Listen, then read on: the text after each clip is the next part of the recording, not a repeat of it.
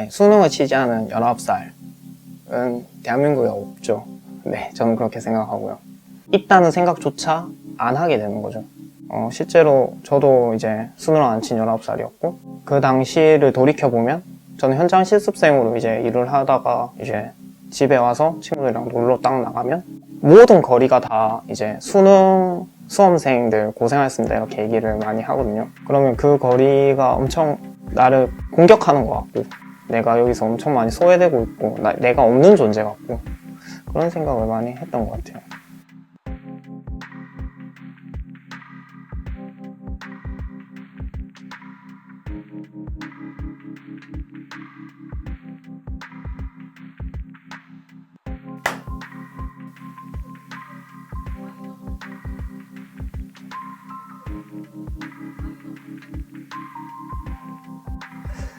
이제 특성화고 졸업한 지 1년 정도 됐는데 친구들끼리 만나면 항상 나오는 얘기가 우리 너무 내던져진 느낌이 다였음. 19살, 20살 된 애들이 제대로 된 보호나 교육도 받지 못한 채 사회에 내던져진 느낌. 네, 완전 공감하고요. 19살, 20살 사실 많은 나이가 아닌데 사회인, 직장인이라는 무게는 그 나이 대 비해서 너무 좀 크게 다가오거든요.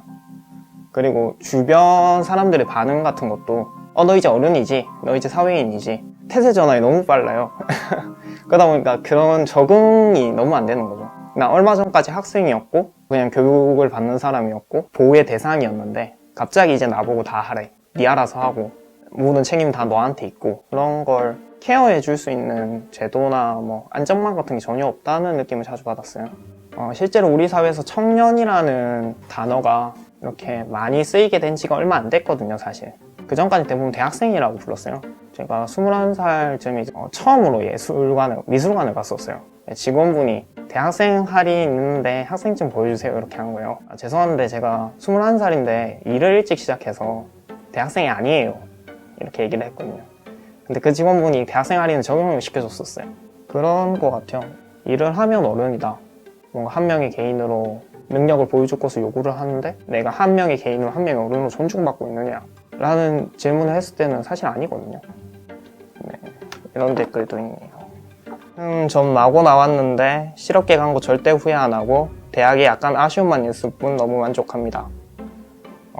네, 실제로 제 주변에도 이렇게 생각하는 친구들 많고요.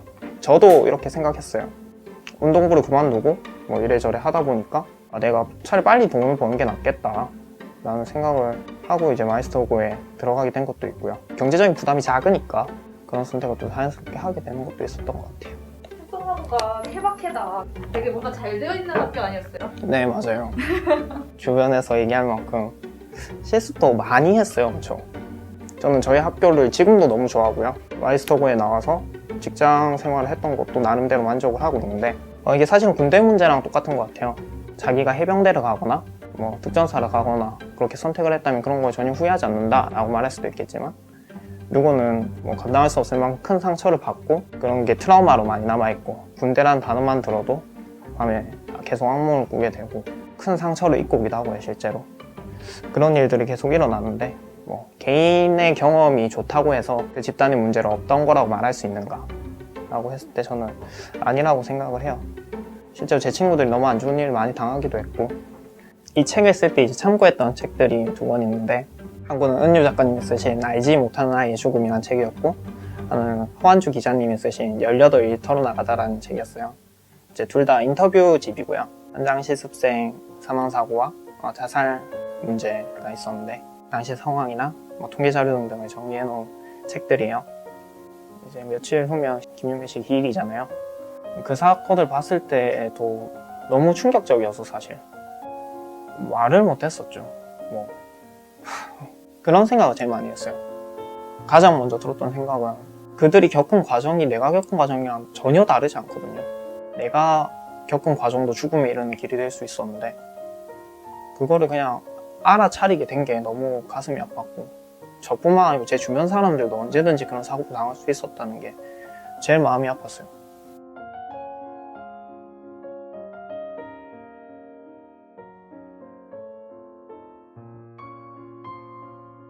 그냥 읽겠습니다. 애는 바다를 응시한 채 고개를 돌리지 않았다.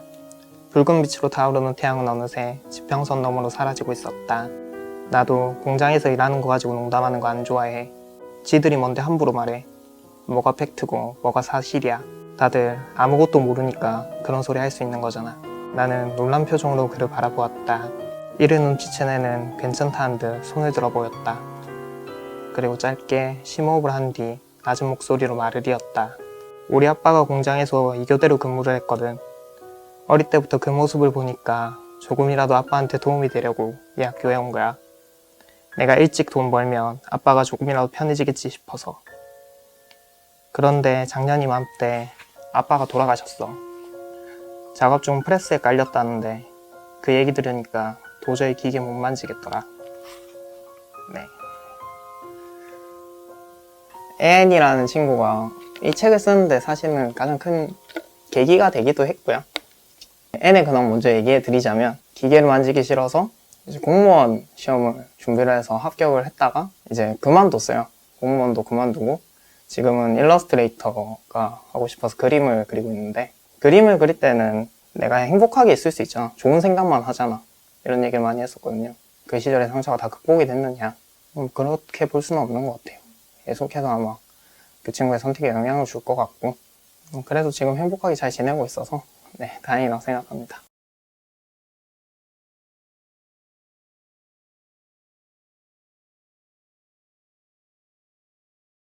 대학 얘기가 있었는데 네, 이것도 한번 읽어보겠습니다.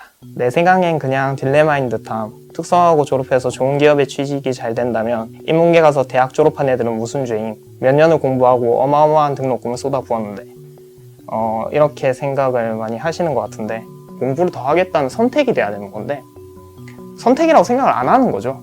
나는 어쩔 수 없이 대학에 들어갔다. 그거밖에 방법이 없었잖아. 그래서 내가 등록금을 낸 것도 어쩔 수 없었다. 그런데 특성화고 애들이 취업이 잘 된다는 게 말이 안 된다. 양극단에 있는 모두가 만족을 못하고 양극단에 있는 모두가 불행하게 되는 사회 시스템이란 게 얼마나 좀 끔찍한가 라는 생각을 자주 하게 되는 것 같아요. 대학 생활 같은 게 부럽거나 무척 부러웠죠. 지금도 부러워요. 지금은 안 부러운 것 같아요. 그때는 달라졌어요. 그때는 제가 뭐 할 수 있는 일이라는 게 없다고 생각을 했었거든요. 방송대학교 등록도 하고 뭐 일본어 학원도 다니고 이렇게 많이 했었는데, 그런 것들이 결과적으로 정말 나라는 사람을 어떻게 풍족하게 해주느냐에 대한 의심이 일단 많았고요. 책에 보면 C라는 친구가 등장을 하는데 그 친구가 이제 서울의 대학을 갔어요. 그래서 이제 놀러를 갔는데 서울이 너무 좋은 거예요. 와, 너무 부럽다. 그리고 그 친구가 어떤 세미나나 행사 같은 게 있으면 항상 이렇게 저한테 알려줬거든요. 그래서 그런 거에 참여하러 이제 서울에 많이 올라갔고, 똑똑한 교수님이 있고 이런 인프라가 있고 내가 맘만 먹으면은 여러 가지 활동을 할 수 있는 대학이라는 존재가 있었다면 좋았을 텐데 라고 생각을 했지만, 사실은 그게 없어도 나는 그냥 글 쓰고 책 읽는 걸 하지 않았을까. 자연스럽게 다시 제가 좋아하던 일들을 하게 됐는데 그게 이제 책 읽는 거랑 그냥 글 쓰는 거였고, 그렇게 자리 잡은 후에는 그냥 괜찮았던 것 같아요. 다시 그 직종으로 돌아가실 의향이 아마 항상 생각하지 않을까요? 네, 제가 글을 쓰겠다고 다짐할 수 있었던 것도 사실은 나는 굶어 죽진 않지 않을까? 라는 생각이 조금 있었던 것 같아요. 제가 이런 책을 나오고 문제 제기를 했다고 해서 사람들이 단순하게 너무 힘들었겠다, 너무 싫었겠다 이렇게 생각하는데, 사실은 저는 기술 분야 너무 좋아하거든요. 완전 적성이고요. 사실은 전공 공부 정말 열심히 했었고요. 해외 영상 같은 거 막 찾아보면서 그런 영상 보면서 우와 굉장해 이렇게 할 정도로 그 분야를 좋아했는데, 저 같은 경우도 그게 그렇게 나도 모르는 새에 내가 전공과 상관없는 일 이런 걸 하게 되는 게 너무 싫었거든요. 그렇게 될까봐 무서웠고. 그래서 저는 제 나름대로 막 취업 준비를 열심히 했었어요. 그쵸?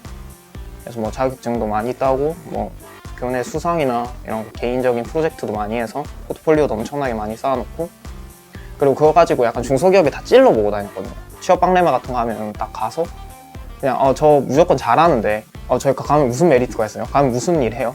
약간 이런 거를 막 좀 공격적으로 얘기를 하고 다녔거든요. 사회적 편견이라든지 어떤 대학 입시 이런 거에 너무 치중된 교육이라든지 그런 사람들의 시선이라든지 그런 거를 내가 그런 사회로 바꿀 수 없다면 그런 걸 버티는 나의 힘이 있어야 되는데, 그런 힘은 결국에는 내가 좋아하는 분야를 얼마나 많이 믿고 있느냐에 대해서 오는 게 아닌가 생각을 하고요. 혹시나 그런 고민을 많이 하고 계신 분들이 있다면 그 분야를 자기가 얼마나 좋아할 수 있을지 한번 열심히 해보는 게 좋은 것 같아요. 3년 동안 아무리 교육의 질이 낮아도 자연스럽게 습득하게 되는 기본 지식들이 있거든요. 저는 최근에 이제 자기소개를 하면 안녕하세요 24세 고졸 무직 허태준입니다 이렇게 얘기를 하는데 고졸, 무직, 미필, 모쏠 이런 단어들이 우리 사회에서 진짜 많이 부정적으로 쓰이거든요. 이 단어들의 공통점은 뭔가 마땅히 해야 될 일을 제때 하지 못한 사람들. 대학이 그럼 마땅히 해야 될 일인가라는 고민을 했을 때 아니잖아요. 하지만 우리 사회는 그렇게 보지 않는다는 거죠. 고졸 성공신화 저 이 말 진짜 싫어하거든요. 마치 고졸은 성공하면 안 되는데 이례적으로 성공한 사람들이 있다는 걸로 묘사가 되는데 나는 어릴 때 가난했는데 열심히 해서 성공했다. 난 장애가 있었지만 꿈을 이뤘다. 라는 말이랑 용법이 똑같아요. 그래서 가장 사실 바라는 건 그냥 고졸이 선택으로서 존중받는 사회가 되었으면 좋겠고요. 그런 개개인의 선택이 존중받을 수 있는 교육이 이루어졌으면 좋겠고요. 그거는 인문계나 특성화고나 다 마찬가지인 것 같아요. 이 책은 뭔가 경계를 보여주기 위해서 쓴 글도 아니고요. 이런 차이를 부각시키기 위해서 쓴 글도 아니고요. 내가 받는 차별과 편견을 드러내려고 쓴 글도 사실은 아니고요. 오히려 이 글을 쓴 목적이 뭐냐고 물어보면 저는 경계를 다 지워내고 싶었어요. 우리가 분리되었다고 말하는 것들을 다 그냥 지워버리고 싶었고 우리가 분리되어 있지 않은 지점들을 찾아내고 싶었고 결국에는 같은 결의 상처나 폭력이나 아픔들을 뭔가 회복하는 과정이라고 생각하는데 그냥 다 서로가 서로를 구할 수 있는 사람이라는 걸 잊지 말아줬으면 좋겠다. 네, 그렇게 생각하고 있습니다. 감사합니다.